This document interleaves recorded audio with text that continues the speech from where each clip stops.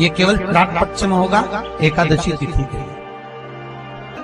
श्राद्ध पक्ष की एकादशी के दिन और द्वादशी के दिन पीपल के पत्ते पर शहद की 7 बिंदियां लगा दीजिए, उसी पर चंदन लगा दीजिए, 7 आखे चावल, सफेद चावल उस पर रख दीजिए, एक जौ थोड़ी थोड़ी काली तिल उस पर रख दीजिए। अपने पूर्वजों का नाम लेकर, पितरों का स्मरण कर कर, गोत्र बोलकर, नाम बोलकर बहते हुए पानी में उस पत्ते को छोड़ दीजिए, बहते पानी में छोड़ दीजिए। जिंदगी में कभी संपदा की कमी नहीं आएगी, पितर आशीर्वाद देकर जरूर जाएंगे, ये पक्का। ये केवल श्राद्ध पक्ष में होगा, एकादशी तिथि के। कोई ब्राह्मण भोज कराए, पितरों के लिए तर्पण करे, तिलांजलि दे, पिंड दे, भोजन दे, यज्ञ करे, अनुष्ठान करे, यदि स्वधा स्वधा स्वधा 3 बार, स्वधा 4 बार, स्वधा 5 बार, ऐसे स्वधा का यदि 5 बार भी कोई नाम ले लेगा तो उसको पिंड और तर्पण का पुण्य फल पितरों तक पहुंच जाएगा। स्वधा। इसलिए मां जगतजननी की स्तुति में स्वधा का स्मरण आया। ओम जयंती मंगला काली भद्रकाली कपालिनी दुर्गा क्षमा शिवा दानी स्वाहा स्वधा नमस्तुते। ओम जयंती मंगला काली भद्रकाली कपालिनी दुर्गा क्षमा शिवा दानी स्वाहा स्वधा नमस्तुते।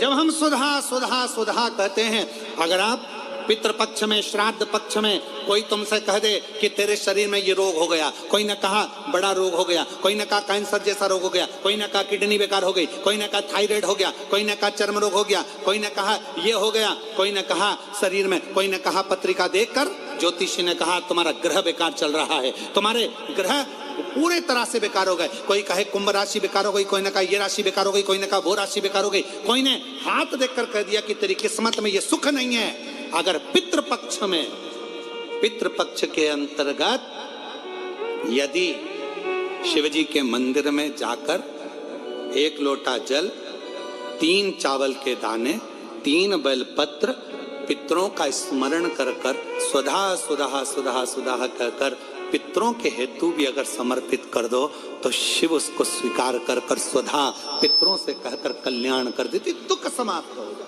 कष्ट मिट जाता। स्वधा ब्राह्मण भोजन करा रहे हो, गौ माता को श्राद्ध पक्ष में रोटी दे रहे हो, स्वान को रोटी दे रहे हो, कागल को निकाल रहे हो, कौवे को रोटी दे रहे हो, स्वधा का स्मरण सुख देता, सुख देता।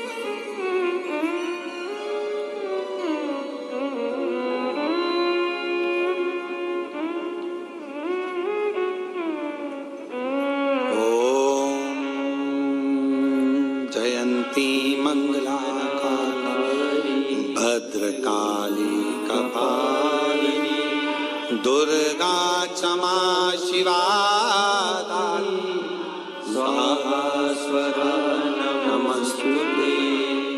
स्वाहा स्वधा नमस्तुते। स्वाहा स्वधा नमस्तुते। स्वाहा स्वधा नमस्तुते। स्वधा स्वधा स्वधा बोल लेने से भी पितृ तृप्त हो जाता। पितृ तृप्त कितना सुंदर कहा है महाराज।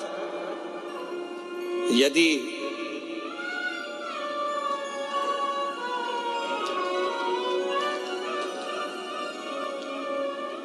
घर में यदि क्लेश उत्पन्न हो जाता है, आपका धन, आपकी प्रॉपर्टी, आपकी जमीन, आपका प्लाट, आपका दुकान, आपका पैसा यदि किसी ने कब्जा कर लिया और छोड़ नहीं रहा, प्रत्येक अमावस्या के दिन पीपल के वृक्ष के नीचे जाकर 2 दीप लगाइए घी के।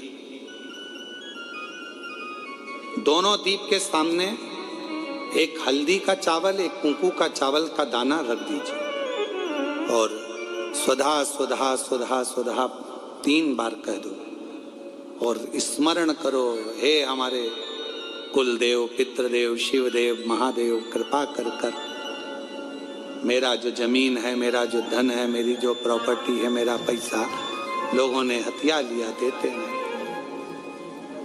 अपना गोत्र बोलकर स्मरण कर कर बाबा मेरा धन मुझे वापिस ला कर दो। एक अमावस्या पर करो, फिर अगली अमावस्या करो, ऐसे 2-4 अमावस्या करोगे। जिसने ले रखा है वो खुद सोचेगा कि मुझे क्या हुआ, कि मुझे देना है, उसका पैसा चुकाना है, धन रखेगा नहीं। पितृ स्वधा का नाम स्मरण करते से जब हम सुधा सुधा सुधा सुधा कहते हैं, पितृ उसको स्वीकार करते हैं। जैसे अग्निदेव की धर्म पत्नी स्वाहा, क्या है, जम के बोलो जरा, स्वाहा। जब हम यज्ञ करते हैं सांकल्य देते हैं, ओम वैष्णवे स्वाहा, स्वाहा बोलते से ही अग्नि देवता की धर्म पत्नी उस भाग को देवताओं को देती है। उसी तरह तर्पण, तिलांजलि, पिंड, तर्पण आदि जितने भी हम पितरों के लिए कर्म करते हैं उसमें हम स्वधा स्वधा बोलते हैं। जब स्वधा बोलते हैं तो वो स्वधा पितरों को भाग देती है और पितरों से कहती हैं, ये मेरा बेटा दुखी है, इसको ये तकलीफ है, इसको ये कष्ट है, तुम इसका ये कष्ट पितृदेव मिटा दीजिए, महादेव की आज्ञा है, इसको सही कर दीजिए। करते श्रेष्ठ करते। ओम जयंती मंगलकारिणी भद्रकाली कपालिनी दुर्गा क्षमा शिवा स्वाहा स्वधा नमोस्तुते। ओम जयंती मंगलकारिणी भद्रकाली कपालिनी दुर्गा क्षमा शिवा धात्री स्वाहा स्वधा नमोस्तुते। स्वधा का उच्चारण हमको सुख प्रदान करता है, स्वधा का उच्चारण हमें संपदा प्रदान करता है। अगर किसी व्यक्ति के जीवन में खो गया, कर्जे में डूब गया, कर्जा बहुत हो गया, पैसा चले गया, गाड़ी चली गई, मकान चले गया, सब गिरवे रखा गया, सब कुछ समाप्त हो गया, उसको प्रत्येक प्रदोष को, प्रत्येक अमावस्या को घी का दीप किसी भी पेड़ के नीचे, ये 5 वृक्ष बताए हैं पितृभाव के, उन 5 वृक्ष में से कहीं पर भी बड़, पीपल, आंवला, शमी, बेलपत्र आदि 5 वृक्ष में से किसी भी वृक्ष के नीचे प्रज्वलित करे और कामना करे, उसका कर्जा चूकता ही है, चूकता। श्राद्ध पक्ष की दशमी, एकादशी और द्वादशी, इन 3 तिथियों पर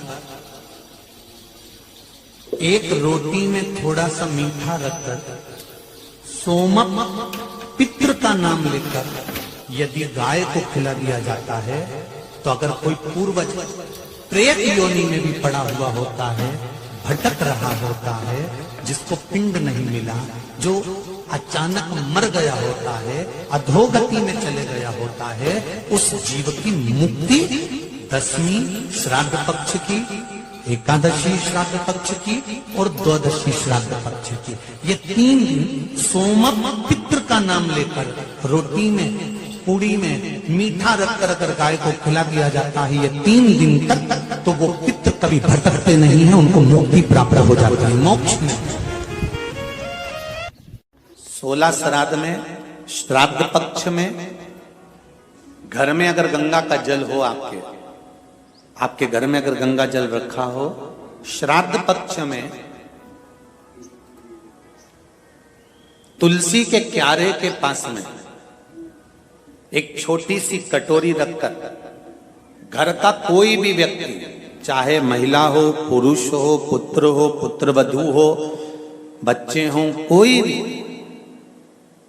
हथेली में गंगा जल लेकर अपने पूर्वजों का स्मरण कर कर और वो गंगा जल काशी विश्वनाथ के नाम से अपने पूर्वजों का नाम लेकर वो कटोरी में अगर 5 बार या 7 बार छोड़ देता है तो उसके पूर्वजों को पिंडदान और तर्पण की जरूरत नहीं पड़ती, उनको मोक्ष प्राप्त हो जाता है। श्राद्ध पक्ष में वृषकपि अवतार का महत्व क्या है? विषकपि अवतार की महत्वता क्या है? देव पितर शिव महापुराण में अगर 16 दिन श्राद्ध के होते हैं और 16 दिन श्राद्ध में से कोई भी एक दिन श्राद्ध का जो तुम्हारी मर्जी पड़ जाए, जिस दिन तुम घर में फ्री हो, जिस दिन तुम्हारी मर्जी पड़ जाए, जिस दिन तुम्हारा मन कर जाए, उस दिन वृषकपि विषकपि नाम लेकर एक रोटी में थोड़ी सी शक्कर या गुड़, थोड़ा सा चावल, थोड़ा सा अगर चावल नहीं हो तो खीर बन जाए तो ज्यादा अच्छी है, रोटी के अंदर रखकर वृषकपि या विषकपि भगवान शंकर का एक अवतार है नारायण के साथ में। भगवान शिव और भगवान शंकर का और नारायण का एक अवतार मिलकर हुआ था। भगवान शिव और नारायण का मिलन से 3 अवतार हुए थे। 3 अवतार हुए हैं। एक हरिहर अवतार भी भगवान शंकर और नारायण के मिलन से हुआ। एक वृषकपि अवतार भी नारायण और शिव के मिलन से हुआ। तो जो वृषकपि अवतार है भगवान शंकर और एक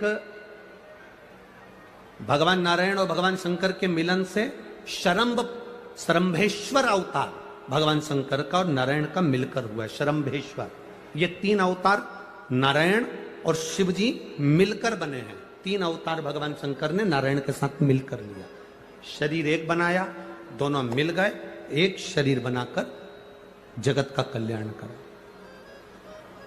रोटी हो तो रोटी, पूड़ी हो तो पूड़ी, पराठा हो तो पराठा, जो तुम बनाए हो उसमें थोड़ा सा मात्रा दूध चावल की या खीर की, थोड़ी सी मात्रा गुड़ की, और वृषकपि या विषकपि अवतार का नाम लेकर अपने दरवाजे के बाहर खड़े होकर जो गौ माता को श्राद्ध पक्ष में किसी भी दिन ये भोजन वृषकपि का नाम लेकर दे देते हैं, उसके घर में कभी संपदा की कमी नहीं आती, धन की कमी नहीं आती।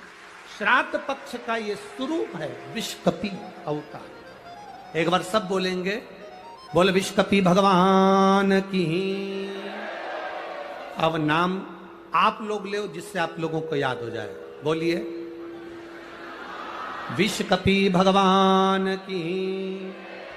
आप विषकपि बोल सकते हो, वृषकपि भी बोल सकते हो, वृषकपि भी बोल सकते हो और विषकपि भी बोल सकते हो, दोनों नाम में से कुछ भी। हाँ, अगर आप नेट पर सर्च करोगे या आजकल लोग क्या है, कथा सुनने के बाद नेट पर जल्दी सर्च करते हैं, तो गूगल आदि पर सर्च करोगे तो विषकपि भी आ सकता है, वृषकपि भी आ सकता है। पुराण में अगर ढूंढोगे, शिव पुराण के अंतर्गत या स्कंद पुराण में या गर्ग संहिता में या कूर्म पुराण में, बरहा पुराण में अगर आप ढूंढेंगे तो उसमें वृषकपि और विषकपि कोष्टक में बना हुआ है। पहले आएगा विषकपि, फिर कोष्टक में आएगा वृषकपि। उस अवतार का स्मरण। फिर से नाम बोलो, क्या नाम बोलना है? विषकपि। या तो विषकपि बोल लें या वृषकपि।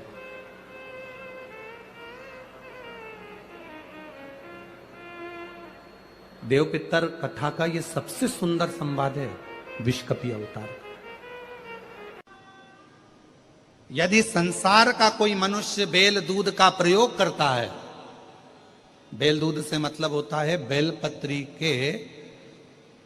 बेलपत्र के ये मध्य भाग जो होता है, बेलपत्री की जो नीचे की 2 पत्तियां जो होती है, ये 2 पत्तियां जो बेलपत्री की होती है, इस बेलपत्री की दोनों पत्तियों को शिवलिंग पर जब आप रखते हैं, शिवलिंग पर रखने के बाद में आपके हाथ में जो कटोरी में दूध है, वो दूध इन दोनों पत्तियों पर, ये पितरों के भाव से, पितृ पित्राणी के भाव से आप दोनों पत्तियों पर बेल दूध को अगर समर्पित कर रहे हैं, बेलपत्र समर्पित करने के बाद थोड़ी सी कटोरी में अगर गौमाता का दूध है और ये दोनों पत्तियों पर अगर आप अपने गोत्र से दूध चढ़ा रहे हैं तो संसार में ऐसा कोई व्यक्ति नहीं है जिसके ऊपर पितृदोष लग जाए। पितृदोष समाप्त होकर ही रहता है।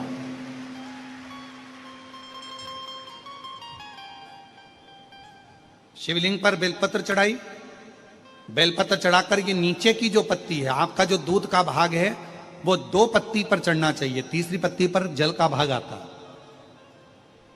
2 पत्ती पर आपका दूध का भाग रहे।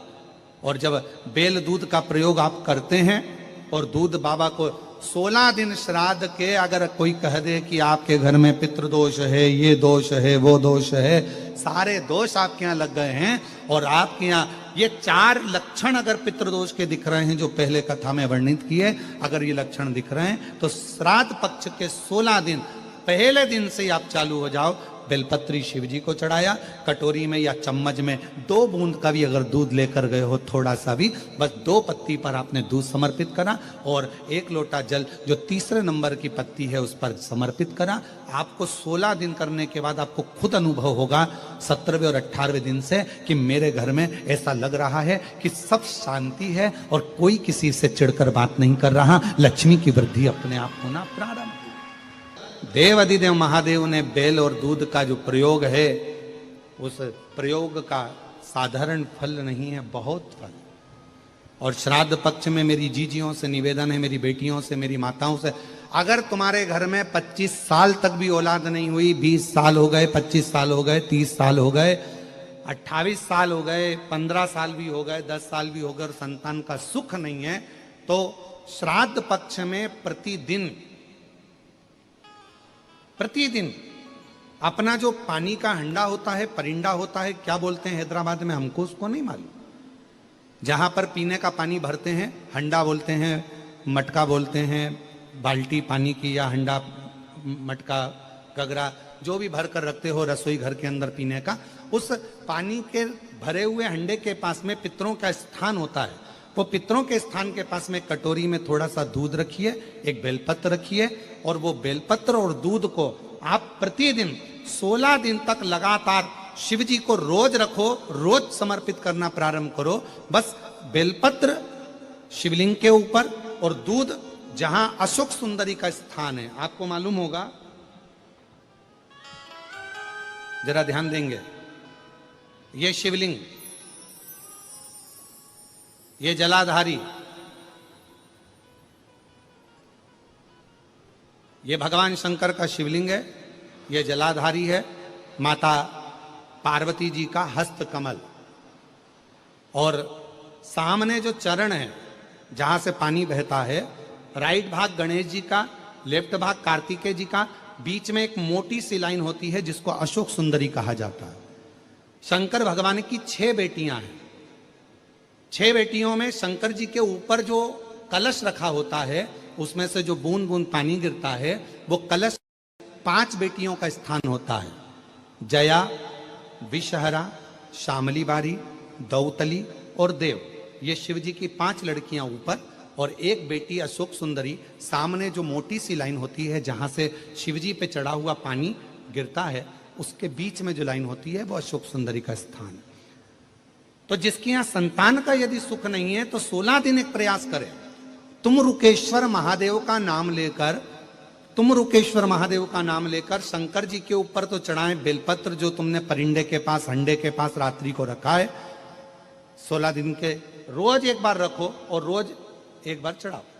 रखा, वो दूध को अशोक सुंदरी के स्थान पर समर्पित करना है और बेलपत्र को शिवलिंग पर समर्पित करना है। 16 दिन कर कर देखिए, उसके 3 महीने के अंदर देव अधिदेव महादेव की कृपा से गर्भ जरूर ठहरेगा, शिव की कृपा जरूर, शंकर की करुणा जरूर, गर्भ अवश्य ठहरेगा। पर नाम स्मरण रखना है, कौन से महादेव? जम के बोलो जरा, तुम रुकेश्वर महादेव। फिर से बोलिए, तुम रुकेश्वर महादेव। तुम रुका जी कौन? जिन्होंने भगवान शंकर की अविरल भक्ति को, भगवान शिव की अविरल रचना को, भगवान शिव के मंत्र जाप को, शिव जी के स्मरण को, भगवान शंकर की अविरल कथा को कि मेरे पितर मुझ पर क्रोध कर रहे हैं। आपको कभी कभी लगे कि मेरे ऊपर पितृ दोष लगा हुआ है, या पितरों का श्राप लगा हुआ है, या हमारे यहाँ पर लोग अधोगति में ज़्यादा मर जाते हैं, हमारे यहाँ ये काम ज़्यादा हो जाता है, तो निवेदन है, श्राद्ध पक्ष चल रहा है, प्रयास करिएगा। एक चावल की कटोरी में, कटोरी के अंदर थोड़ा सा चावल रख लीजिए कच्चा, उस चावल की कटोरी में एक बेलपत्र, थोड़ी सी दुर्वा बांधकर, पानी का मटका, परिंडा या जहां अपना रसोई घर में जल रखते हो, उस कटोरी को वहां पर 2 दिन 3 दिन तक रख दो। वैसे तो 16 दिन रखो ज़्यादा अच्छा था, पर जो दिन अपने को मालूम है 2-3 दिन उसको रख दीजिए। घी का दिया लगाइए। 3 दिन के बाद में उस दुर्वा को, उस बेलपत्र को शिव बाबा को ले जाकर समर्पित कर दो। चावल पूरे घर में घुमाने के बाद चिड़िया को या नदी में या किसी जीव को प्रदान कर दो। महाराज, पितृदोष के निवारण का सुंदर तरीका। कल आपको कथा में कहा था, अगर हम ब्राह्मण को भोजन नहीं करा पा रहे, गौ माता को भोजन नहीं दे पा रहे, स्वान को, कुत्ते को भोजन नहीं दे पा रहे, कौवे को भोजन नहीं दे पा रहे हैं, किसी कारणवश हम श्राद्ध नहीं कर पा रहे हैं, किसी कारणवश हम पूर्वजों को नहीं मना पा रहे हैं, ऐसा कोई घर नहीं जिसके घर के पितृ श्राद्ध पक्ष में पृथ्वी पर नहीं आते। तुम पूछो मत पूछो, तुम्हारे घर के पूर्वज तुम्हारे यहां जरूर आते। दरवाजे पर आकर खड़े होते हैं पितृ, दरवाजे पर आकर हमारे घर के पितृ खड़े होते हैं, स्मरण करते हैं कि हमको यहां से कुछ